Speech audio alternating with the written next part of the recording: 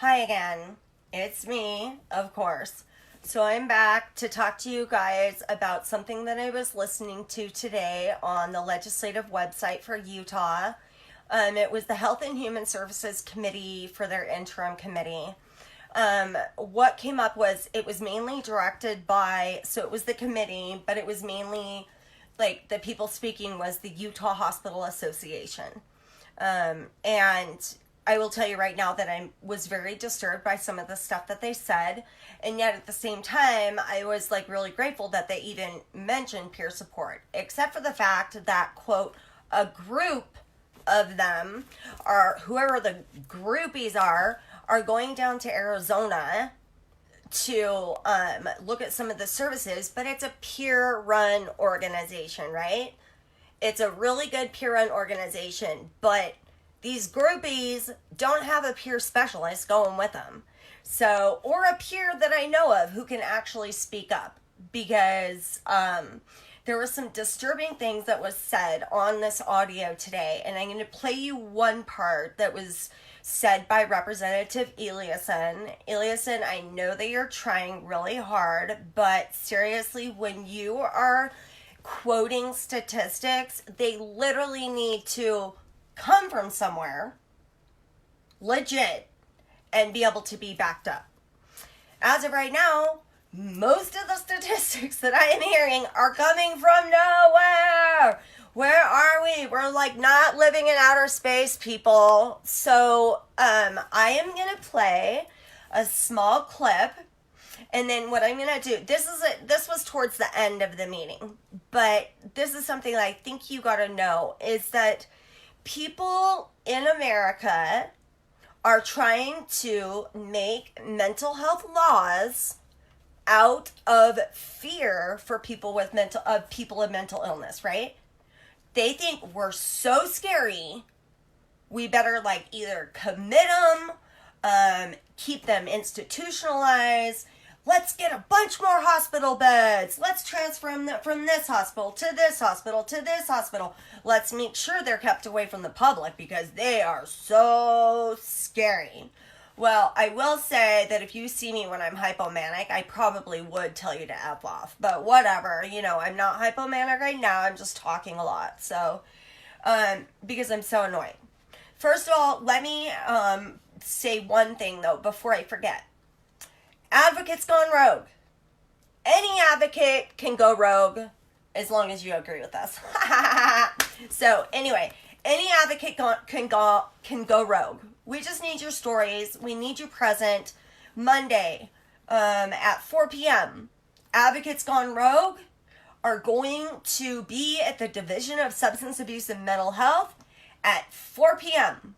If you want to come, I know some of the players who are already going to be there. Like, hi Venus, hi Bertha, nice to see you. Anyway, like I know some of the people who are going to be there. And, but if you have not told me that you're like, going to be there or not, all I need is just to make sure that you're getting some documents that we're going to pretty much walk in and say, this is what we have. No more negotiating for CIT. We've been doing it for far too long. I'm getting a huge headache and a heartache, and I feel like I'm going to vomit. We'll leave all that part out. But we're going to say all that stuff. We're willing to okay. Gosh, I'm being so over dramatic. We are willing to lightly place down what we would like to happen and tell them we kindly refuse everything that you have tried to negotiate thus far. This is what we have. This is what we propose. If you don't like it, catch you on the flip side, man. So anyway, that's what's gonna happen. We're out, right? We're out. So, anyway, how do I get you guys? Like, I can see, oh, there we go. Hey! So anyway, yeah, so 4 o'clock, let me know. Just send me a private message, or you can put a quote or whatever. Or give me a ring, text, Messenger. We've been using Messenger a lot for, keeping in touch with the Advocates Gone Rogue. And we just need bodies there, and we need people who support us. Okay, so right here. Today, first of all, there was a comment made by the Utah, this is the University of Utah, dude. This is like where I graduated from, and I'm pretty disappointed by this. They presented a whole Utah's mental health system, big 40-page packet on how they're going to create the perfect mental health system.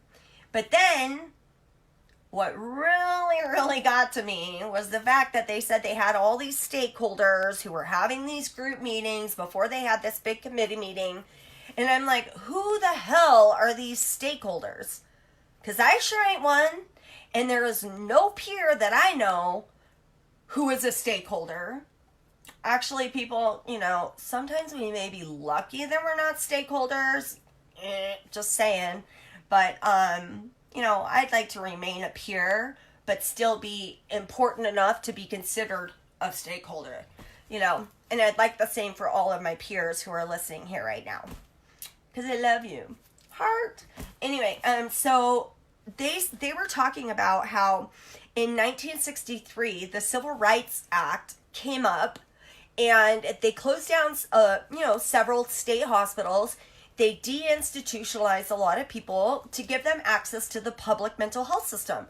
That should have been a good thing, right? We're for civil rights for our peers.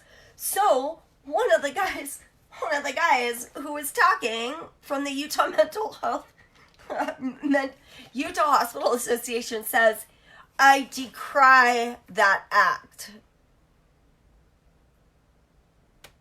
Pause, silence, like, what? Like, you decry the civil rights of my people? Okay, whatever. Maybe, we need some Moses to part the Red Sea so we can all get the hell out of here. Because if they're going to start taking the civil rights away from me and my peers because they think it's stupid and should institutionalize everybody again because we're so flippin' scary, they scare me. Okay? I know, I'm super over dramatic, but I'm so excited that you guys are listening. Anyway, so let's play you something from the end of the committee meeting today. And first of all, let me tell you, this is pulled out of wherever. The statistic was not, the data resource was not given.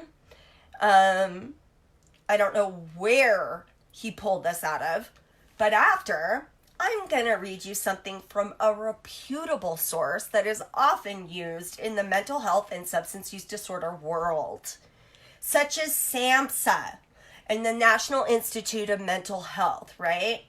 Okay, reputable. This, not so much. I hope you can hear it. Let's turn up the volume. Turn up the volume. Turn up the volume. Turn up the volume. Dance, dance. Anyway, okay, here we go. I hope you can hear it. Okay, here we go. Oh, and if you want to, it was from October 16th, 2019. If you want to listen to this whole thing, it was it's the presentation 2.2, and it's the audio. You can listen to the whole thing.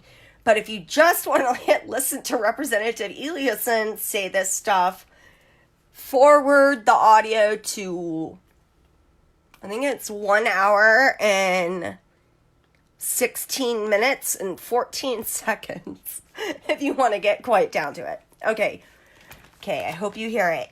Let me know if you can't, okay? Okay, here we go.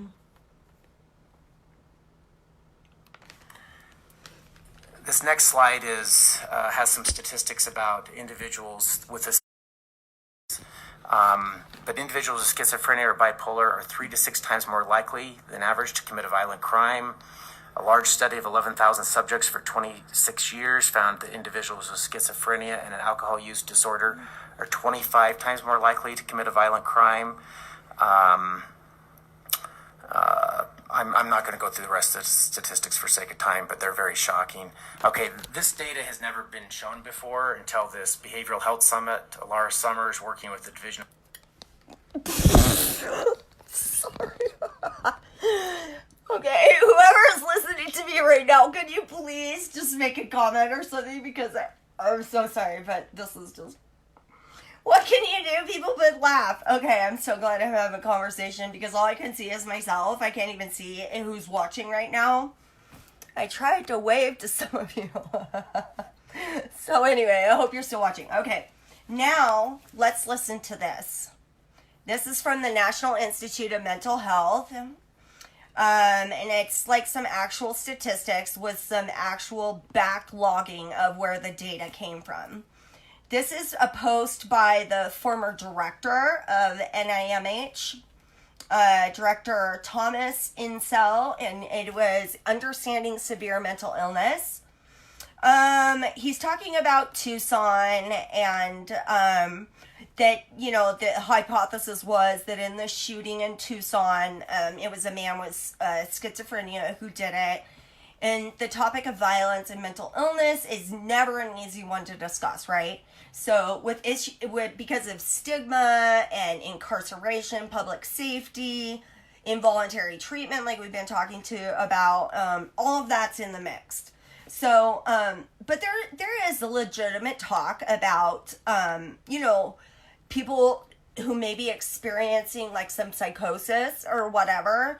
And yeah, maybe the voices, like the command voices that they say in the clinical world that are commanding you to do such a thing. Yeah, maybe in psychosis. So he does say that, or, you know, so, but he does mention, is it more common? Is violence more common in people with SMI, which is serious mental illness? And that's what he said. Yes, during an episode of psychosis, especially psychosis associated with paranoia and so-called command hallucinations, the risk of violence is increased, right? Let's scroll down a little more. And then he says, but mental illness contributes very little to the overall rate of violence in the community. Most people with SMI are not, and this is in bold, not violent. And most violent acts are not committed by people with SMI. In fact, people with SMI are actually at a higher risk of being victims of violence than perpetrators. So Teplin, it was a resource, Teplin AL, that's what they call it because there's a bunch of authors that have to do with this, found that those with SMI are 11 times more likely to be the victims of violent crime than the general population. I'm sure many of you already knew that, but because Representative Eliasson, and I know if this word gets back to Eliasson, he already chased me down at the Hinckley Institute to talk to me. He can chase me down again. That's fine. I'm always willing to have a conversation. But I'm only willing to have a conversation with people who are applying, you know, critical thought to the things that they are saying out loud. And I'm really sad to say that because I like to get along with the majority of people in the legislature. But if there is not anything to back anything up, I can't do work with you. I need critical thinkers here. Okay? So, and then it says, like, treatment is the key, you know, to help these individuals. But still on top of it, it's just like those statistics that he used was, yes, it was people who were either, who had a mixture of psychosis, schizophrenia, bipolar, and had substance use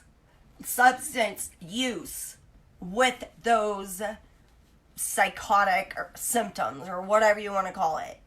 So this is kind of like, I'm sure you guys are like, oh my God, am I like at the university? Like, what is this? But I think you guys need to know, there was so much other stuff that was said, like about in urgent care and how, you know, providing like 2 urgent cares so that officers could come and just drop people off so that they could hurry up and get out back into the field, like back out in the streets. So they didn't have, and these are direct words, so they didn't have to deal with people with behavioral health issues. They could just drop them off and leave.